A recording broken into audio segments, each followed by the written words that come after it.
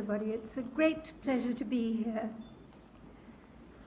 A strange thing happened on the way to a better world, in pursuit of an admirable quest, that is, a world free of sex discrimination, where you're judged on your own qualities and not your sex. Truth and falsity went topsy-turvy. The truth, the science of sex differences, became dangerous, unmentionable. And in its place, the conventional wisdom, which is a ragbag of ideas that have long been extinct but are kept ghoulishly alive by popularity, they became the entrenched orthodoxy, influencing public thinking, agendas, and policy making, and completely crowding out science and sense. Now, my aim is to show you why the current orthodoxy should be abandoned, and why, if you really care about a fairer world, the science does matter, and it matters profoundly. I'm going to take two examples, both about the professions, because they really very well epitomize the orthodox litany, how society systematically discriminates against women, and how at work they are victims of pervasive sexism. So here are the conventional wisdoms. Well, women in ghettos. Why in medicine are men from surgery, women from pediatrics? In law, men from corporate, women from family. In science, men from physics, women from sociology. It's because women are ghettoized into stereotypically female professions and specialties, where prestige and pay are the lowest. And why is it always men at the top? The highest positions and prizes, whether influence or income, heads of state, CEOs, professors, Nobel laureates. Why? Because for women, there's a glass ceiling. For men, there's a glass elevator. Well, but you might be thinking, isn't that conventional wisdom true? Isn't the evidence compelling? No. Nonsense. Thank you. It's wholly misconceived. It's both ignorant of modern science and it's fighting battles that have already been won. But before I explain to you about that, I've got two caveats. One is about averages. We'll be comparing averages, not differences between individuals. Try not to think in individuals, but about differences between groups. Specifically, how characteristics are distributed differently in the two groups, males and females. And second, let me stress that I'm emphatically not denying that discrimination exists. I'm not denying that. Rather, it can't be the whole story, and it certainly isn't the story in the way that it's generally told. So let's get straight to some science of sex differences, and I'll start with tastes, that is, with interests. There's an experiment in which sex-stereotyped toys, trucks and dolls, were given to mixed-sex groups. Now, I'm sure that all of you will guess correctly which sex preferred which, but these males and females were vervet monkeys. Now consider newborn babies. Even at 1 day old, girls prefer a human face and boys prefer a mechanical mobile. Now, neither those monkeys nor babies had been brainwashed, socialized, stereotyped, ghettoized, or any of these other things, and they hadn't even encountered toys or mobiles previously. Rather, what these results of these little experiments capture is an evolved sex difference in interests. Women are far more interested in people, and men are far more interested in things. This difference is one of the largest of all psychological differences between the sexes, and also it's by far the largest when measured in career interests. And that difference in career interests, by the way, hasn't changed over the past century since records were first kept. Even though there have been massive social changes, that still stands out as the largest difference in career interests. What's more, it's been found that a person's interests are the most powerful predictor of what their entire career will be like, even more so, surprisingly, than talent. So, Look at females in the UK professions. From over 80% in the people-oriented down to 6% in things-oriented. Well, ghettoization, really? Or might it not be choice? By the way, even those 6% female engineers are overwhelmingly in bioengineering, that is, working with people or other living things.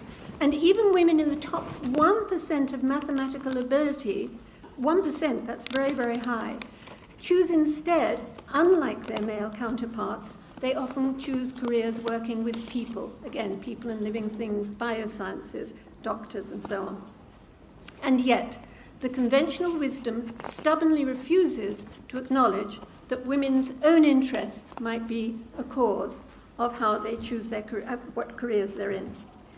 And now to temperaments and men at the top. Men are vastly more competitive than women. I'll tell you why very quickly. Quick evolutionary sketch. Give a man 50 wives and he'd have children galore, but a woman with 50 husbands, no advantage whatsoever. So, natural selection favoured men who competed strenuously for mates. And all men now are descendants of those victorious competitors. From this, much follows. Men are far more ambitious, status-seeking, hierarchical, single-minded, opportunistic, persevering, risk-taking. Their entire life strategy is a far higher risk, higher stakes game, and far more dedicated to winning. They notoriously find any area to be first, most, biggest, best. I got from the Guinness Book of Records, beer mat flipping, haggish hurling, or extreme ironing. There are worse ones than that, I can tell you. And they even appropriate all the summits. This was recently held in Paris, the Global Summit of Women.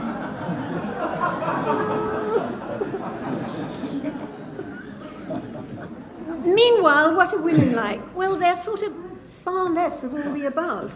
That's the best way to think of it. Now, obviously, greater male competitiveness alone pushes men to the top powerfully, but science also reveals another such sex difference. It's to do with the tails of these statistical distributions, that is, the ends of the curves.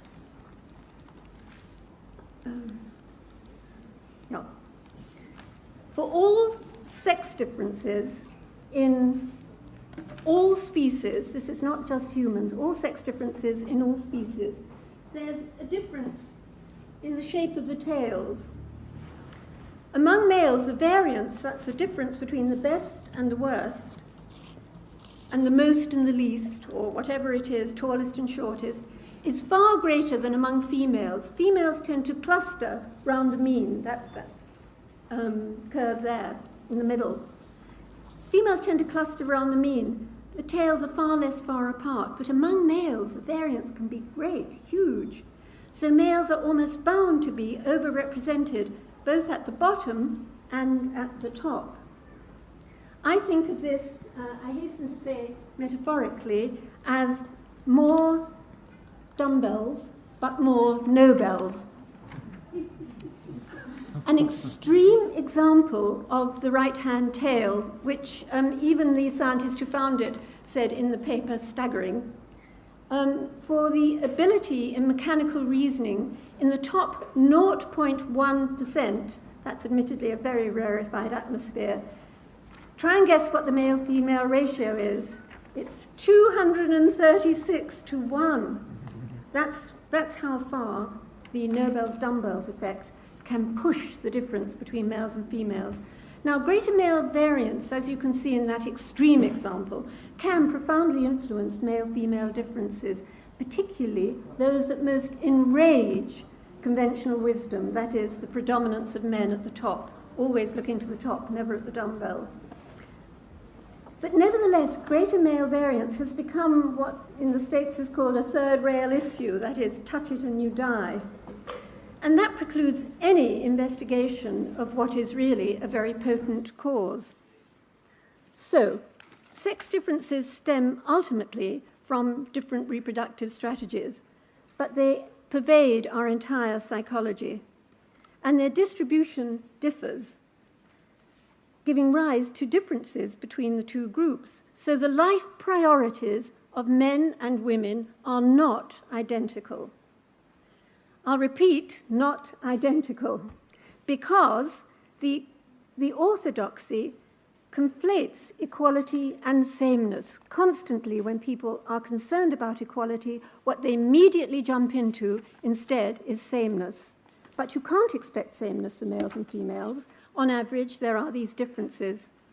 So conventional wisdom began with an injustice, with women being denied choice just because they were women. But that's morphed into a deeply misguided quest. Sameness of outcome for males and females in all fields, 50-50, 50%. Well, that's not good enough.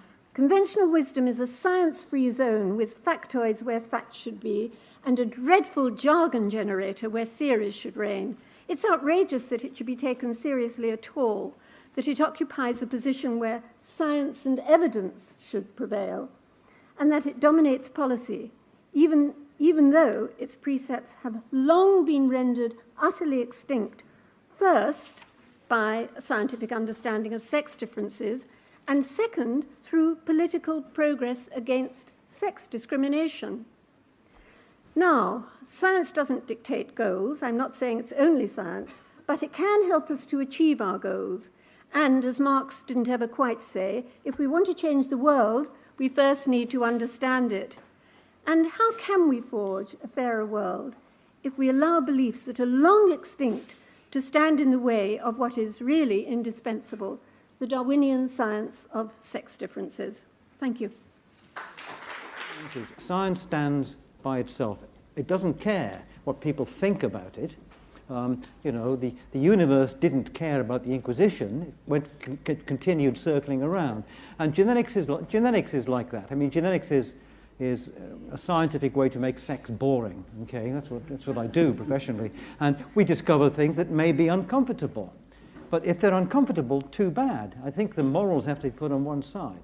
So I think that's the issue. People are unwilling to accept the truths of science on ideological grounds. And it doesn't really matter what the ideology is. It's the unwillingness to accept the truth I don't like.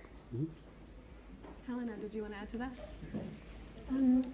Yes, there is a problem about the ideology and its winning because, for example, policy making is entirely made on the grounds that males and females are the same.